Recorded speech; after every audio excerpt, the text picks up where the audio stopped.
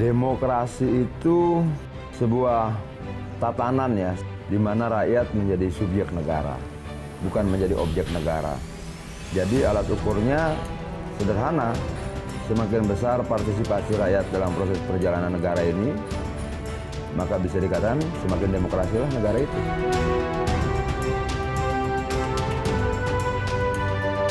Ya, nama saya Adian Apitupulu.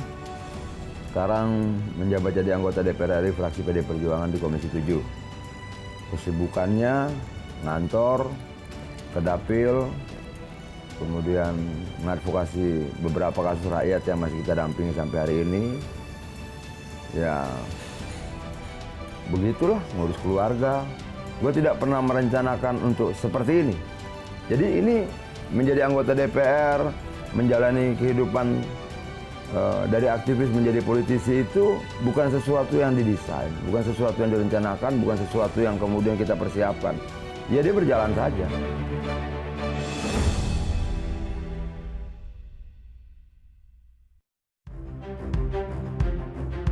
Adian Yunus Yusak Napitupulu, atau yang biasa dikenal dengan nama Adian Napitupulu. Anggota Dewan Perwakilan Rakyat berasal dari Partai Demokrasi Indonesia Perjuangan, daerah pemilihan 5 Kabupaten Bogor, Jawa Barat.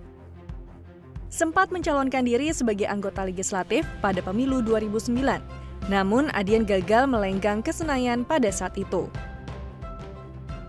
Mencalonkan kembali dirinya pada tahun 2014, Adian akhirnya berhasil menjadi anggota DPR dan menempati Komisi 7 DPR yang membidangi energi, riset, dan teknologi, serta lingkungan hidup.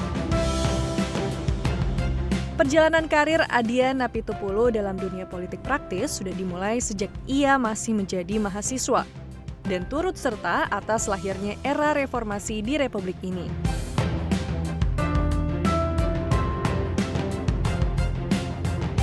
Berhasil menjadi anggota dewan, sosok Adian Napitupulu tak hanya dikenal sebagai salah satu anggota DPR yang lantang dan tegas bersuara. Secara penampilan, Adian Napitupulu juga selalu tampil eksentrik. Meski berstatus sebagai anggota dewan, Adian tetaplah Adian yang selalu terlihat memakai jaket kulit, celana jeans, serta sepatu kulit di luar kantornya. Dia berbeda dari yang lain, dia anomali. Dari dulu sampai sekarang sama gayanya.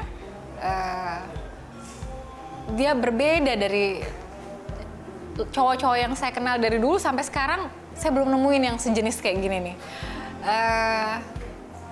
Yaitu saya bilang apa adanya banget dan nggak pernah pura-pura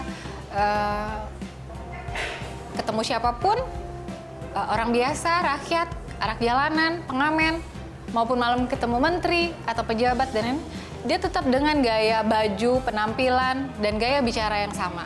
Apa adanya, nggak ada yang dibuat-buat atau pura-pura. Saya rasa mahasiswa itu cukup rugi kalau tidak mengenal Bang Adian dari dulu sampai sekarang. Karena Bang Adian adalah salah satu mahasiswa yang paling tulus dalam soal perjuangan. Beliau mengorbankan semua aktivitasnya untuk apa? Untuk mengadakan reformasi pada tahun 98 itu.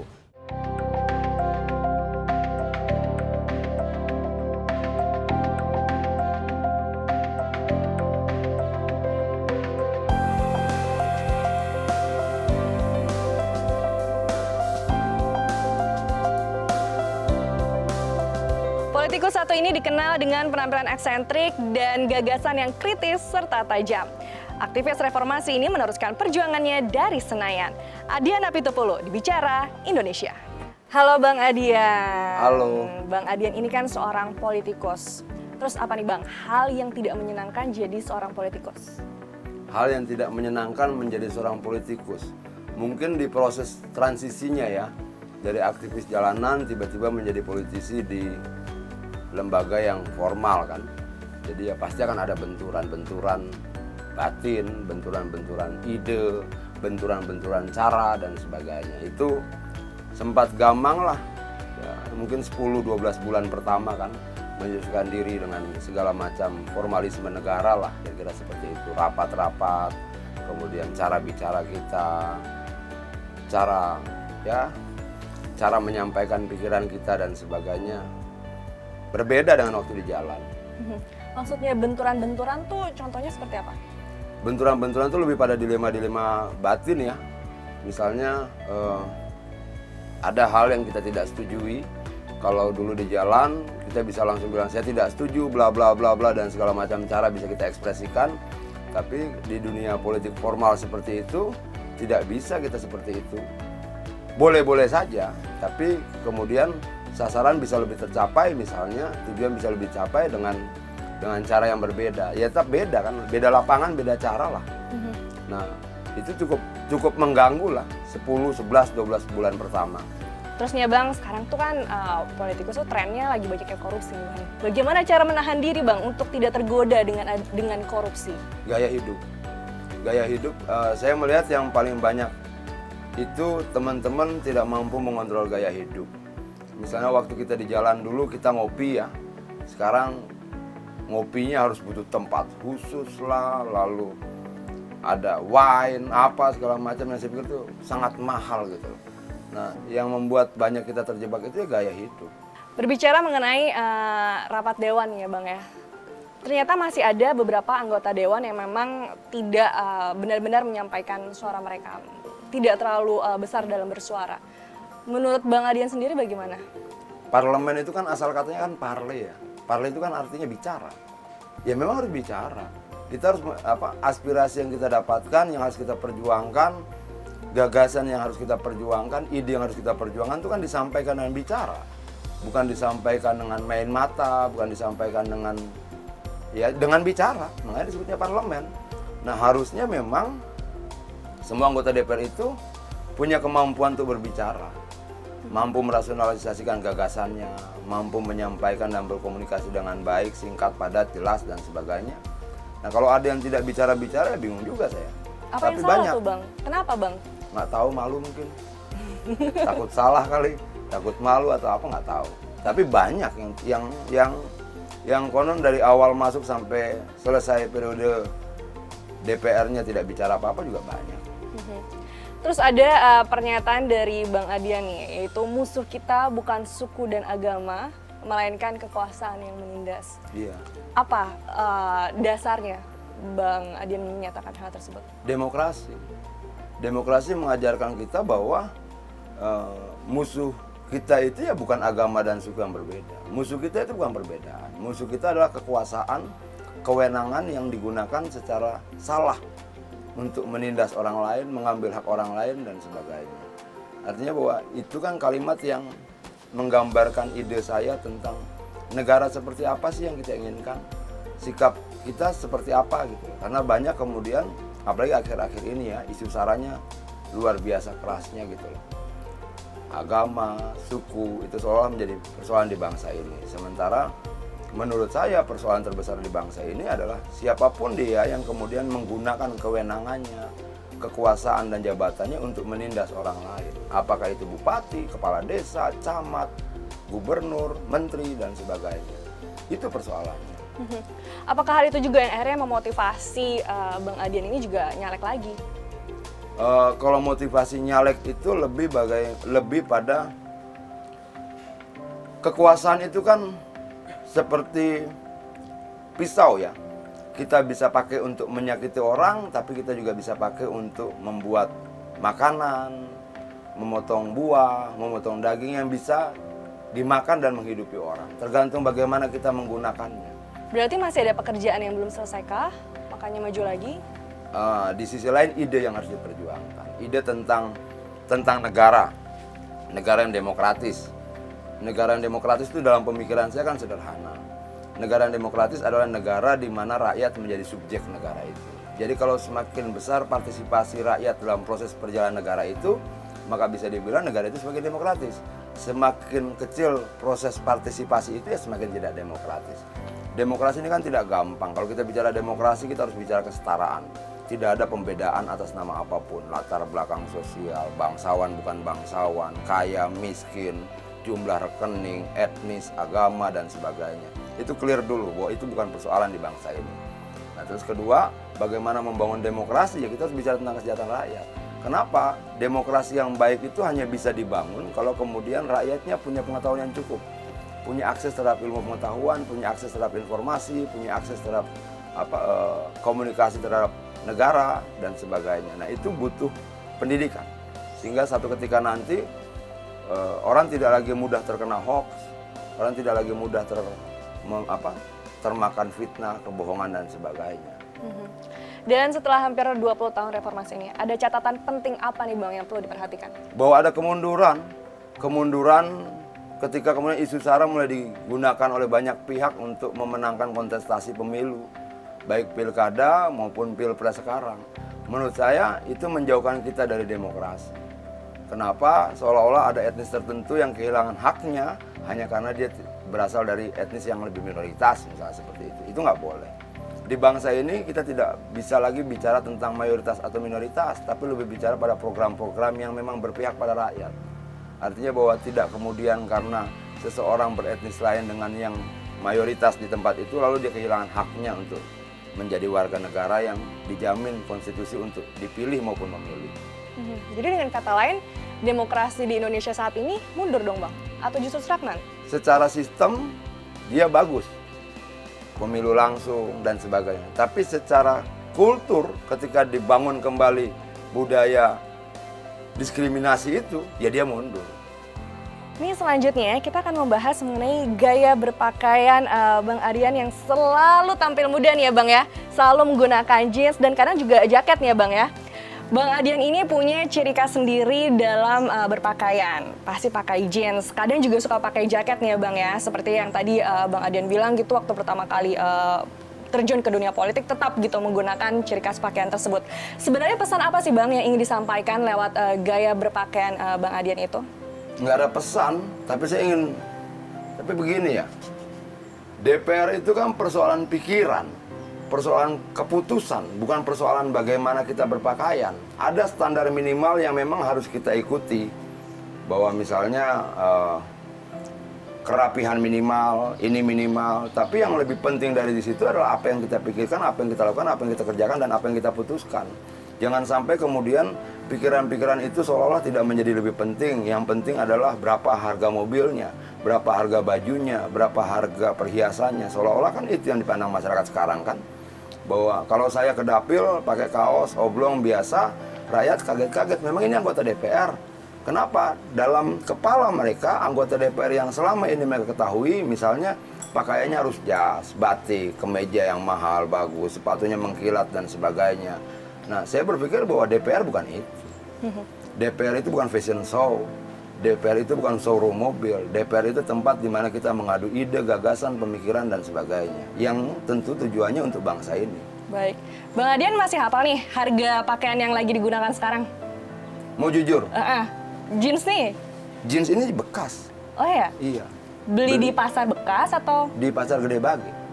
Berapa Bang? 60.000. Oke. Iya. Kalau baju? Baju ini obralan nih, nggak tahu mungkin 120-an kali ya, bini gue yang beli. Oh gitu, justru dibeliin ya? Dibeliin. Wah, kalau sepatu memang suka sepatu kulit atau ini satu-satunya gimana? sepatu termahal yang gue miliki. Gue beli 1.200.000. Paling mahal tuh, 1 juta? Mahal, iya. Yang pernah gue beli karena sudah gue incer berbulan-bulan. Gue bolak-balik ke tempat itu cuma untuk lihat lagi siapa tahu ada diskon dan nggak turun-turun. Nunggu banget diskon ya, kok sama sih kita Bang nunggu diskonan. Berarti memang Bang Adian ini sukanya berburu ke pasar bekas ya kayaknya ya? Atau... Sebenarnya bukan perusahaan suka atau tidak suka ya. Pertama, saya tidak pentingkan itu baru atau bekas. Yang menurut saya penting bisa dipakai, pantas apa enggak, itu aja. Oh, gitu. Pelantikan pertama saya jadi anggota DPR, saya beli jas di Gede Bage di Bandung, 80.000, dan saya tidak kehilangan jabatan karena pakaian bekas itu kan. Dan saya tidak merasa rendah karena itu. Saya tidak terganggu dengan harga, saya tidak terganggu dengan harga, saya tidak terganggu dengan merek, saya tidak terganggu dengan pandangan orang terhadap pakaian saya. Yang menurut saya harusnya yang kita lihat bukan pakaiannya, tapi pikirannya, keberpihakannya, kerjanya. Tapi untuk style sendiri ada ini nggak sih Bang, kayak kiblatnya suka sama siapa gitu, model-modelnya, atau senyamannya aja gitu yang penting? Dulu, kenapa saya suka jaket kulit? Karena jaket kulit itu orang pikir mahal ya, kalau baru mahal. Tapi kan kalau saya kan belanjanya di Gede Bage, ini sekalian kampanye Gede Bage nggak apa-apa ya. Oh gitu ya? Ya kalau di Gede Bage itu jaket kulit 300.000, 400.000 satu gitu.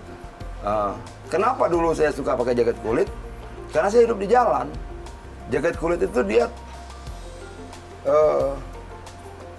pori-porinya lebih rapat dibandingkan jaket kain segala macam ya, karena mungkin anyaman kan. Jadi lebih tahan terhadap angin.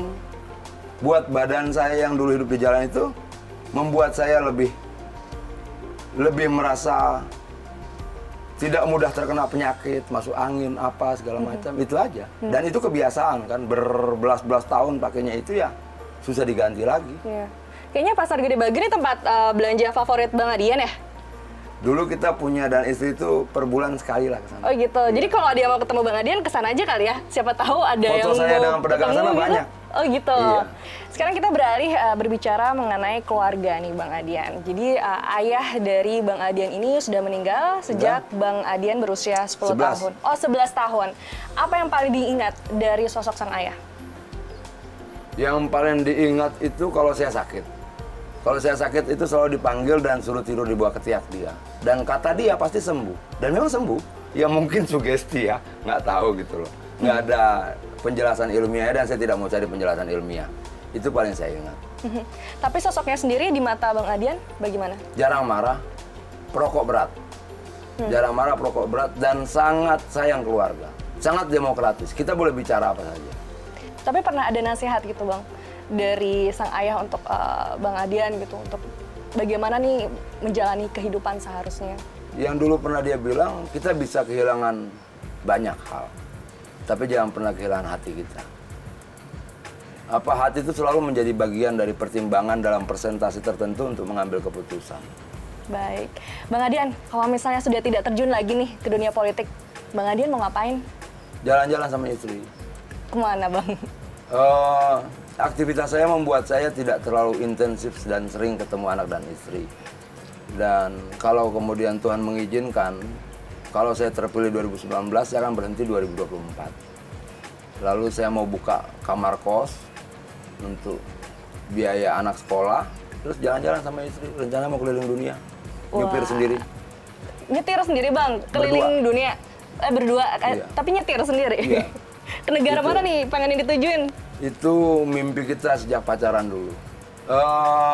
Kita pernah dulu menghayalkan itu berdua.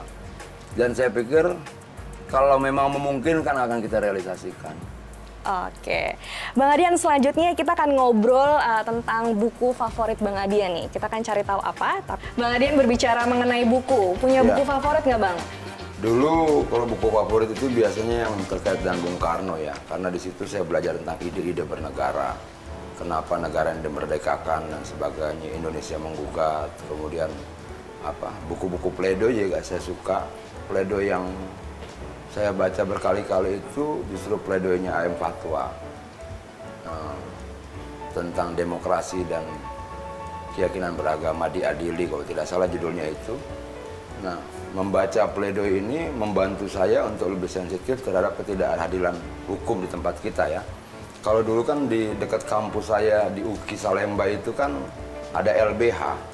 Nah, di atasnya itu ada perpustakaan di lantai 2-nya, dan saya hampir tiap siang pasti di situ. Baca di situ.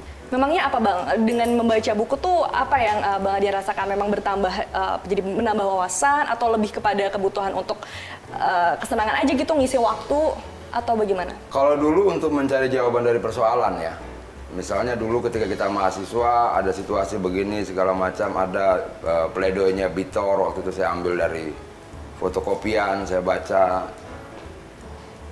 Ada situasi begini, nggak adil, kenapa begini? Saya coba cari jawabannya dari buku-buku itu. Kalau buku itu makanan, ketika tidak kita keluarkan dalam tindakan, dalam aktivitas kita keseharian, ya jadi gendut nggak karuan. Ada rekomendasi nggak sih Bang, buku yang harus dibaca oleh para mahasiswa yang mungkin juga pernah Bang Adian baca gitu di waktu muda? Kalau saya pikir untuk situasi sekarang, Indonesia menggugat. Itu penting. Untuk mulai memahami kenapa kita harus merdeka dan berdiri menjadi sebuah bangsa. Baik, kalau buku mengenai 98, ada rekomendasi bukunya nggak Bang? Saya belum ketemu buku yang dibuat pelaku ya. Tentang 98 yang ada buku yang dibuat oleh pengamat, oleh ya bukan oleh teman-teman yang memang pelaku di situ yang setiap hari turun ke jalan, yang merasakan benturannya secara fisik seperti apa. yang ikut meneteskan air mata, yang ikut luka dan berdarah itu belum ada. Bang Adian nggak tertarik untuk menulis? Paling tidak saya harus punya satu buku lah. Satu Oke. minimal. Bang Adian boleh nih memberikan pesan kepada generasi muda. Pesan apa nih dari segala pengalaman Bang Adian yang ingin disampaikan oleh para generasi muda dalam bersama-sama untuk memperjuangkan demokrasi di Indonesia ini? Advokasi rakyat. Di advokasi rakyat itu kita tahu bahwa ada orang Batak yang ditindas, ada orang Jawa yang menjadi korban, ada orang Papua yang kemudian ditidakadilkan, ada. Dari situ kita bisa belajar bahwa ketidakadilan itu tidak dimonopoli satu atau dua etnis saja.